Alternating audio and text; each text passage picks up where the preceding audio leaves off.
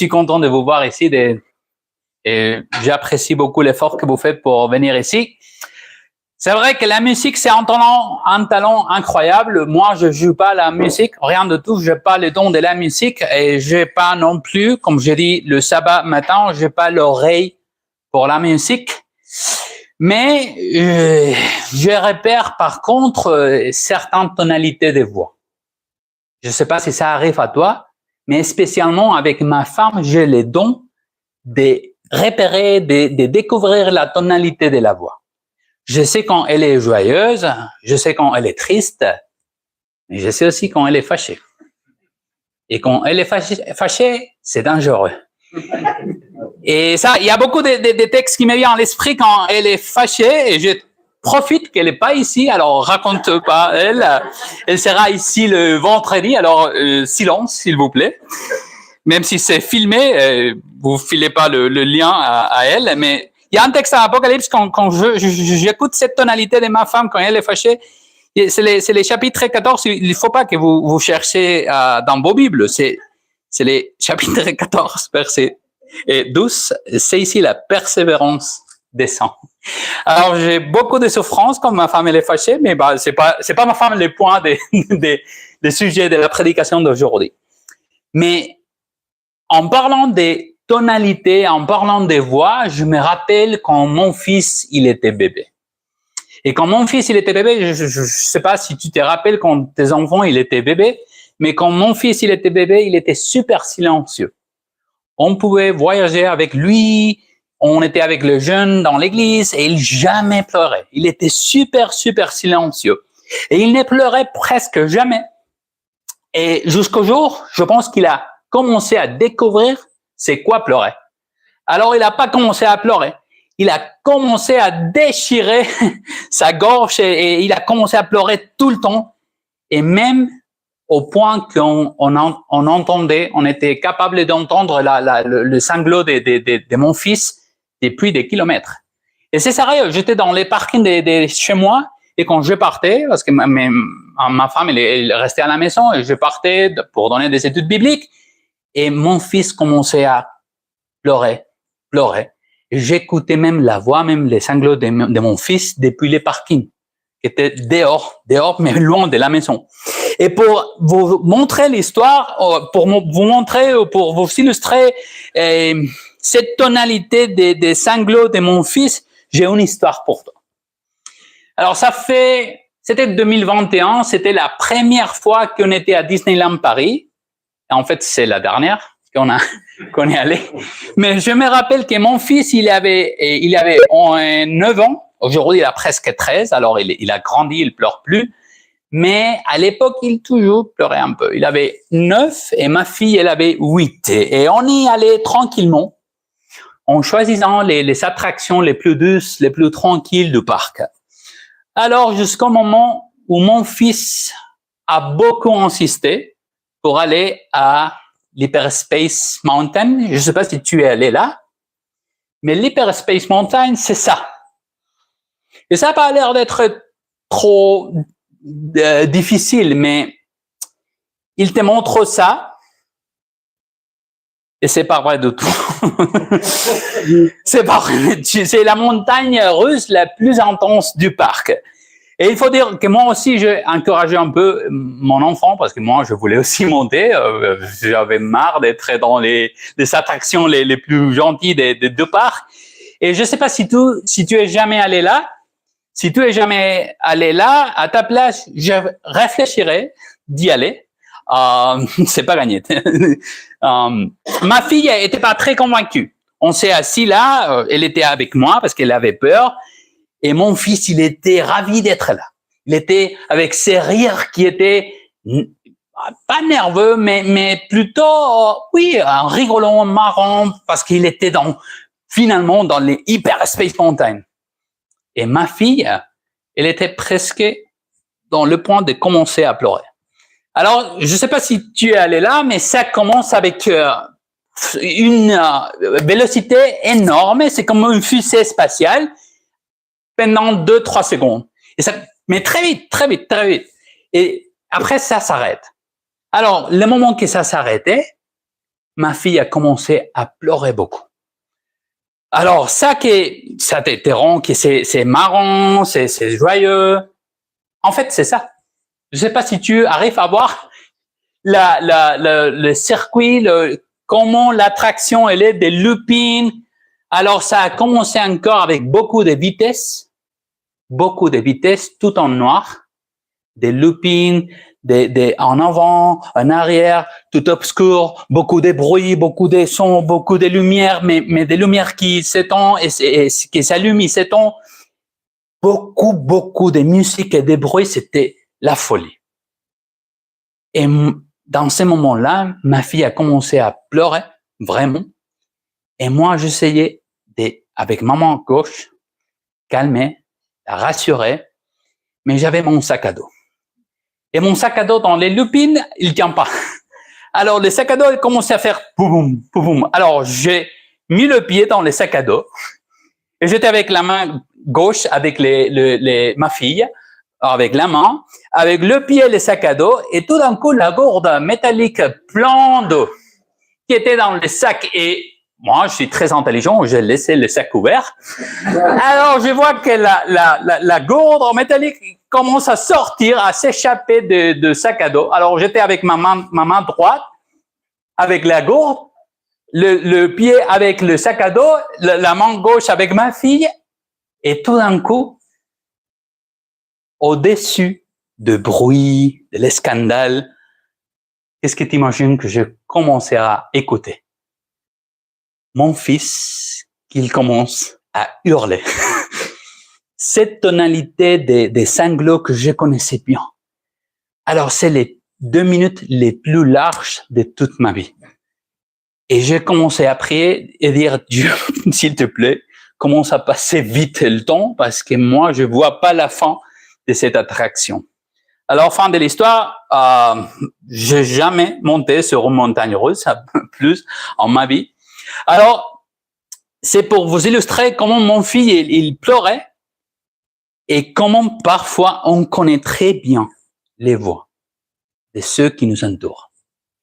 Et j'ai une question pour toi. Est-ce que tu te rappelles de la voix de ton enfant quand il était petit ou de ta fille quand elle était petite? Est-ce que tu arrives à te rappeler comment sa voix sonnait quand il ou elle était petit ou petite? Est-ce que tu te souviens de la voix de ta grand-mère? Est-ce que tu te souviens de la voix de ta maman? Il y a des voix qui sont douces, c'est un souvenir doux dans nos oreilles. D'autres voix, c'est un peu moins. Mais j'ai une question plutôt pour toi. Comment la voix de Dieu sonne-t-elle?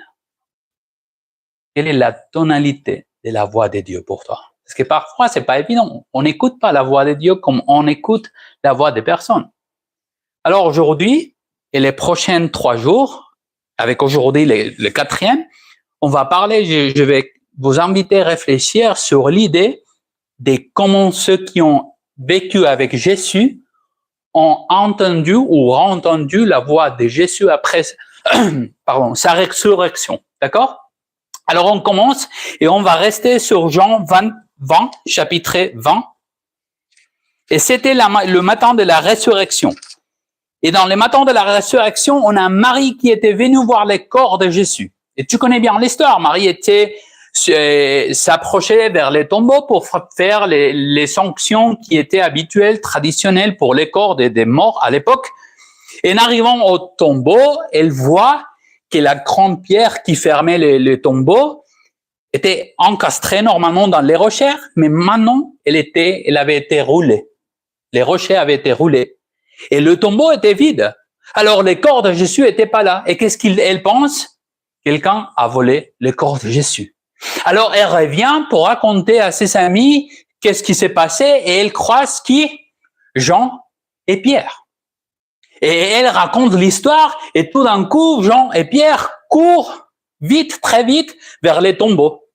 Et c'est Jean qui arrive en premier, mais elle s'arrête avant d'entrer au tombeau. Et c'est Pierre qui vient après, il était un peu plus âgé, alors moins en forme que Jean. Alors, il entre jusqu'à là, dans du tombeau, et il découvre que les linges qui couvraient le corps de Jésus étaient soigneusement multiplié, mais que Jésus n'était pas là. Et là, on peut lire dans le verset 9. En effet, il n'avait pas encore compris que, d'après l'Écriture, Jésus devait ressusciter. Et ça m'étonne un peu. Pourquoi? Parce qu'il avait resté 3 ans et demi avec Jésus, il avait entendu Jésus parler beaucoup de fois, et ça me pose la question à moi. Combien de fois j'ai lu la Bible, combien de fois je crois en Dieu, je chemin avec Dieu, mais les mots que Dieu a dit, les mots que Jésus a dit, je n'ai pas compris. Alors, lui, les trois, Marie, Jean et Pierre, tous les trois avaient entendu Jésus dire qu'il avait ressuscité. Et après l'Écriture, il disait que Jésus allait ressusciter. Mais quand les moments arrivent,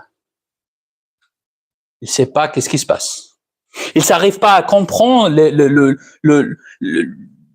la réalité qu'ils sont en train de contempler, de vivre.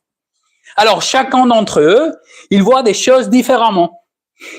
Et c'est bien, parce que chacun de nous, on a une expérience différente avec Jésus. Mais si tu connais l'histoire, c'est étonnant. Parce que chacun a une réaction différente, mais le fait, c'est le même. Un tombeau vide, c'est un tombeau vide. Ça paraît une bêtise, mais un tombeau vide, c'est un tombeau vide. Ça qui change, c'est l'interprétation du fait. Une croyait que les corps de Jésus étaient enlevés. Jean et Pierre, on ne sait pas qu'est-ce qu'ils croyaient. Il dit que Jean croyait, mais Pierre, il rentre à la maison. Finalement, Pierre et Jean ont une réaction différente parce qu'ils rentrent à la maison, mais Marie, elle décide de rester là. Et c'est l'histoire qu'on va rester dans ces prochaines minutes. C'est long le texte, mais je t'invite à le lire. Si tu n'arrives pas à voir, je veux le lire, mais c'est Jean 20, verset 11 jusqu'au 16. Elle dit, cependant, Marie se tenait dehors près du tombeau et pleurait. Tout en pleurant, elle se pencha pour regarder dans les tombeaux. Et elle vit 2 anges habillés de blanc assis à la place où avait été couché le corps de Jésus. L'un à la tête et l'autre aux pieds. Il lui dit, « Femme, pourquoi pleures-tu » Elle leur répondit, « Parce qu'ils ont enlevé mon Seigneur, je ne sais pas où ils l'ont mis. » En disant cela, elle se retourna et vit Jésus debout. Mais elle ne savait pas que c'était lui. Jésus lui dit, « Femme, pourquoi pleures-tu? Qui cherches-tu » Pensant que c'était le jardinier, elle lui dit, « Seigneur, si c'est toi qui l'as emporté, dis-moi, où est-ce que tu as mis et j'irai le prendre » Jésus lui dit, « Marie » Et elle se retourna et lui dit en hébreu, « Rabboni » c'est-à-dire « maître ». Et quand je lis cette histoire, ça m'étonne beaucoup. Parce qu'elle est en train de voir Jésus, mais elle ne se rend pas compte que Jésus est en face d'elle. Elle entend même la voix de Jésus, mais elle ne reconnaît pas Jésus. Et je ne sais pas si tu connais ces vidéos, mais ça me rappelle beaucoup cette histoire. C'est un enfant qui est sourd, et ce que vous allez voir, c'est la première fois qu'un enfant sourd écoute sa maman pour la première fois.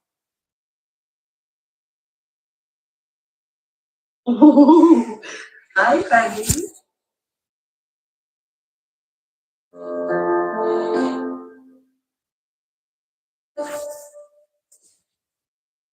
Can you hear me?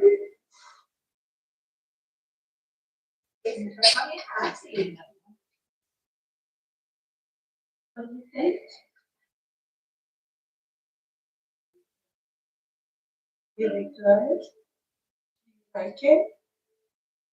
Oh, it's awesome. Isn't it awesome? Thanks, Lily. You can hear us now. Mommy's hat. Hi, Flora.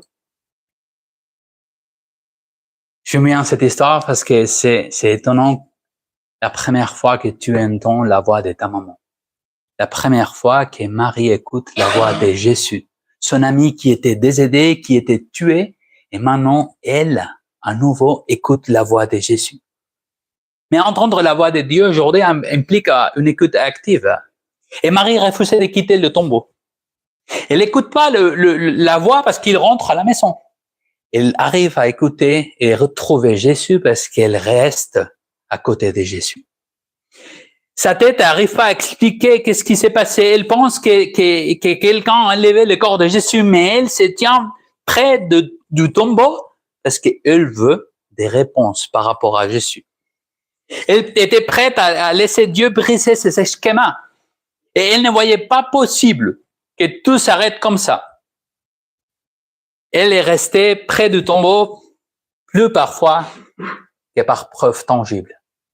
Il n'y avait pas d'explication logique pour dire qu'elle allait trouver Jésus. Mais quand même, elle voulait trouver Jésus. Elle était désespérée parce que sa place, c'était après de lui. Et Marie a vu Jésus non en termes méritoires. C'est peut-être pas une récompense à ses efforts. Il faut pas se faire tort. Dieu a pas récompensé Marie par ses efforts. C'est parce que Dieu, il voulait pas voir Marie souffrir. Et je pense à c'est Jésus qui, après sa résurrection avec plein de choses à faire, il préfère se montrer à Marie parce qu'il peut pas laisser Marie pleurant tout le temps. Alors Marie a vu Jésus tout le temps. C'est comme ces gamins-là. Elle était en face de Jésus tout le temps. Mais elle se rendait pas compte que Jésus était là. Et elle a compris que c'était le jardinier. Et elle a même écouté la voix de Jésus. Mais elle savait pas que Jésus était avec elle. Et peut-être, qu'est-ce que c'est la raison pourquoi Marie, elle a découvert finalement que c'était Jésus? Et si tu te rappelles de l'histoire, elle a commencé à dialoguer avec le jardinier, il était Jésus, mais c'était pas le ton de la voix. Peut-être parce qu'elle attendait pas que c'était Jésus. C'est le moment où il a dit son nom. C'est le moment où Jésus a dit Marie. Et j'aime bien penser que peut-être personne appelait Marie par son nom. Peut-être les gens, on aime bien étiqueter, et peut-être les gens appelaient Marie par son ancienne profession. Peut-être les gens ils appelaient Marie par ses péchés. Peut-être ils s'appelaient Marie avec beaucoup de noms, mais pas avec son nom. Mais Jésus, c'est Jésus spécial, il appelle Marie avec son nom. C'est peut-être aussi parce que il y a que Jésus qui t'appelle par ton nom. Et tu connais l'histoire. Dieu te donne un nouveau nom quand il veut te donner une nouvelle mission. Alors, cette fois-ci, Dieu a commencé à parler à Marie de manière particulière parce qu'elle était précieuse pour lui. Et le même Jésus, le même Dieu, il nous parle aujourd'hui, il nous parle avec notre nom et il nous dit que nous sommes précieux à ses yeux. Nous ne sommes pas des anonymes dans la foule. Aujourd'hui, on est un nom ou un nombre sur un document. On est des statistiques. On est un poste de travail. Mais on n'est pas des personnes anonymes pour Dieu. Il nous connaît par notre nom et il nous appelle par notre nom. Le récit se déploie en parallèle, et ça c'est important, se déploie en parallèle entre les femmes et les hommes. Et c'est pas une guerre de sexe, mais c'est vrai que les femmes, tout d'un coup, elles croient. Toutes les femmes croient que Jésus est ressuscité, tandis que les hommes, ils croient pas. Et à l'époque, c'était encore plus difficile, parce qu'à l'époque, les femmes, c'était pas un témoin fidèle. Tu pouvais pas amener des femmes à un jugement parce que le témoignage des femmes était pas accepté dans l'Israël de l'époque. Alors, c'est le dernier, c'est les hommes qui doutent, qui arrivent pas à croire, et c'est les femmes qui croient sans hésiter. Peut-être les disciples aussi, pour leur défendre, ils croyaient que Jésus allait ressusciter, mais dans un futur lointain. C'est un peu comme les attentistes. On croit que Jésus va revenir, mais bon, il faut d'abord se marier, il faut d'abord avoir des enfants, il faut d'abord faire des études. On pense que Jésus va revenir, mais oui, c'est un futur si longtemps que Les hommes à l'époque, ils pensaient que Jésus allait revenir, mais dans un futur longtemps. Mais il est important de voir ça, que Jésus, il a décidé de se montrer tout d'abord à une femme qui n'avait pas de crédibilité à l'époque. Alors, ça me dit un message, et c'est que Jésus, il considère pas important de venir être avec du succès ou pas échouer, ou la crédibilité soit institutionnelle ou soit personnelle. Il se montre à ce qu'il veut. Et Marie était une amie à Jésus. Et c'est pour ça que Jésus, il a voulu se montrer à Marie, parce qu'il était en train de pleurer et il pouvait pas la laisser pleurer. Alors, si c'était moi, je n'étais pas dans ton cas, mais si c'était moi, j'aurais pas choisi Marie. J'aurais choisi Pilate. Je lui aurais dit, hey, tu me rappelles? Tu te rappelles de ça? Moi, je le peux faire aussi, hein. Ou bien, Caïphe, tu te rappelles de moi? Qu'est-ce que sont toutes les choses que tu avais dites par rapport à moi? Mais on est bien d'accord que je suis pas Jésus, et ça, c'est une bonne nouvelle aussi. Mais pour Jésus, la foi présuppose le rejet. La foi présuppose le refus. Sinon, c'est pas la foi.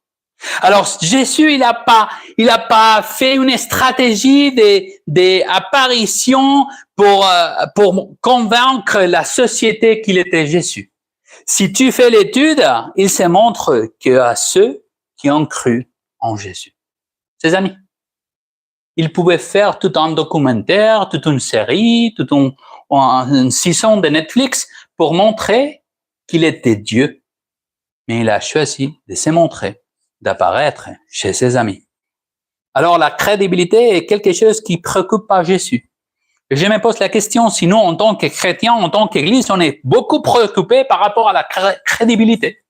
On essaye de défendre Jésus. On essaye d'expliquer, de défendre l'existence de Jésus. Mais Jésus, il est pas tout à fait préoccupé par rapport à ça. Il se montre à ceux qui l'aiment. Il ne se concentre pas sur la vengeance. Et ça, c'est aussi une leçon pour nous, les chrétiens.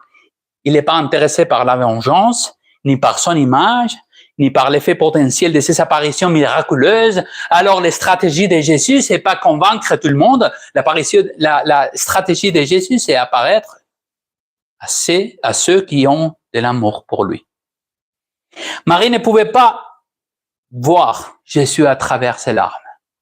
Elle pleurait, et elle pleurait, et elle pleurait, et elle a confondu le jardinier avec Jésus parce que le larme, elle ne le laissait pas voir. Et je me pose la question. C'est rare que parfois notre larme, elle nous empêche de voir Jésus. Parfois, il est en train de nous dire, écoute, je sais que tu es en train de souffrir. Écoute, peut-être tu as perdu quelqu'un qui tu aimais. Peut-être ton mariage, c'est terminé. Peut-être, la vie était pas comme tu t'entendais. Mais je suis à ton côté. Je suis avec toi. Ce sont tes larmes qui te laissent pas, qui t'empêchent de me voir. Et je pense que le même Jésus qui se montre à Marie, c'est le Jésus qui veut se montrer aujourd'hui. Mais aujourd'hui, c'est vrai, on est tous d'accord. Écouter, c'est compliqué parce qu'on ne s'écoute plus même entre nous. À l'église, on essaye tous de parler. À la société, on essaye tous de parler. On essaye de se faire écouter, de se faire entendre, mais on ne peut pas entendre les autres. La société parle aujourd'hui fort, parfois très fort, très très fort. Et chacun veut se faire une place et être entendu. Et il y a tellement de voix, mais pas beaucoup de gens qui écoutent. Je me pose la question, combien de fois nous, en l'église, on n'a pas le temps non plus d'écouter. Souvent, cette voix parle de la culpabilité. Les voix qu'on entend dans la société parlent de culpabilité, de peur ou de manque de valeur. Aujourd'hui, la jeunesse, et peut-être ceux qui sont de jeunes vétérans, ils n'ont pas cette tentation, cette exposition, mais aujourd'hui, sur les réseaux sociaux, sur l'école, il y a tellement de manque de valeur, tellement d'isolation, que c'est la galère.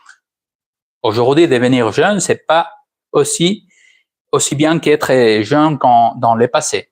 Et nos oreilles sont entraînées à entendre le superficiel et l'éphémère. Aujourd'hui, on écoute quelque chose, mais après on scrolle et on écoute encore une chose et on scrolle et on scrolle et on scrolle et je pense que la moitié ici ne comprend pas ce qui est scrollé, mais on est en train d'écouter beaucoup de choses en peu de temps et tout est superficiel et éphémère.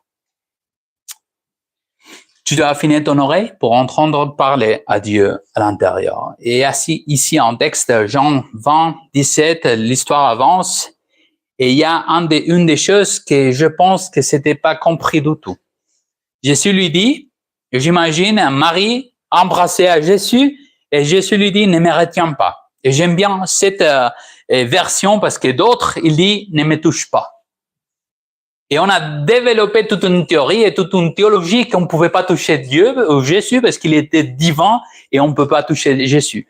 Mais le texte en grec, il dit « Ne me retiens pas, car je ne suis pas encore monté vers mon Père, mais va trouver mes frères et dis-leur que je monte vers mon Père et votre Père, vers mon Dieu et votre Dieu. » Alors, littéralement, il dit « Ne t'accroche pas à moi. » Pourquoi? Car il doit partir. Et j'imagine que Jésus a dit ça après 30 secondes au moins, ou 1 minute, des maris étaient comme ça. Et Jésus n'a pas dit, ne touche pas. Jésus a dit, ok Marie, mais ça fait 5 minutes qu'on est comme ça. Je dois partir, ne me retiens pas, j'ai des choses à faire. Mais j'aime bien, c'est Jésus qui a arrêté tout l'univers. Il n'a pas monté vers les pères, parce qu'il voulait pas laisser Marie avec ses larmes. Ça, c'est le Jésus qu'on croit. Ça, c'est le Jésus qu'on aime. Et c'est lui qui, s'il n'a pas laissé Marie parmi ses larmes, entre ses larmes, il va pas te laisser à toi avec tes larmes. Elle voulait pas laisser Jésus partir. Elle voulait rester avec Jésus tout le temps. Et elle avait tellement pleuré, tant souffert sans Jésus qu'elle aurait voulu que cet embrassement devienne éternel. Et nous aussi, quand on sent que Dieu nous embrasse de manière spirituelle, on veut rester avec lui pour toujours.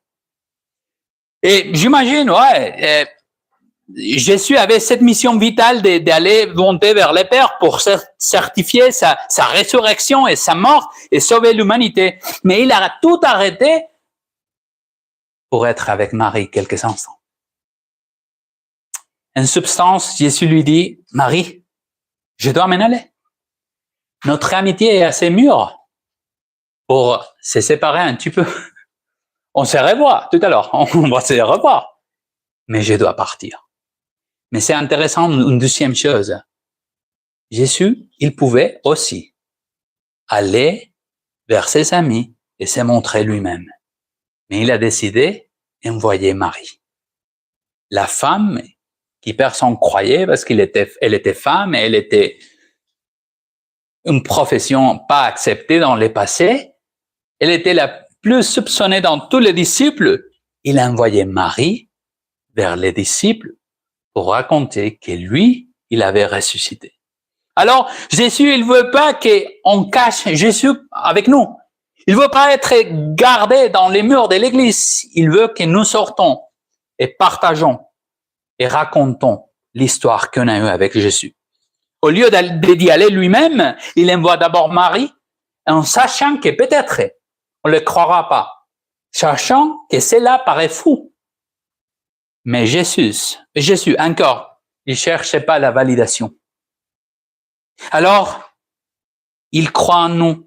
Et c'est pourquoi il nous confie la plus belle des tâches, la plus belle des missions, c'est de raconter notre histoire avec Dieu. Alors, si aujourd'hui, tu veux entendre, il est vital d'écouter la voix de Dieu. Et la voix de Dieu, l'apôtre Paul, il nous explique que pour écouter aujourd'hui la voix de Dieu, il dit ainsi, la foi vient de ce qu'on entend. Et ce qu'on entend vient de la parole de Dieu.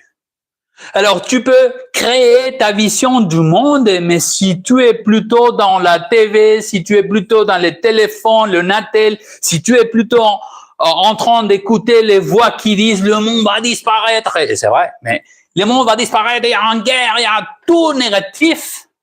Ta vision du monde sera très pessimiste. Mais Paul, il dit que ta foi croit qu'avec la parole de Dieu. Les amis, il faut moins scroller et plus lire ces livres. Il faut moins écouter les voix négatives d'aujourd'hui et écouter la voix d'espoir dans ces livres. Pourquoi? Parce que Dieu parle encore aujourd'hui.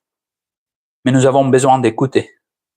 Et pour entendre, tu n'as pas seulement besoin de croire. Tu dois aussi être disposé et aussi disponible pour écouter Dieu. Ça n'arrive pas comme ça. Il faut taire toutes les voix dans nos têtes et faire l'effort d'écouter Dieu, de découvrir et écouter la voix de Dieu ici. Parce que lorsque tu entends Dieu, tout change. Quand tu écoutes la voix de Dieu, tout change dans ta vie. Et ne me prends pas. Rien n'avait changé.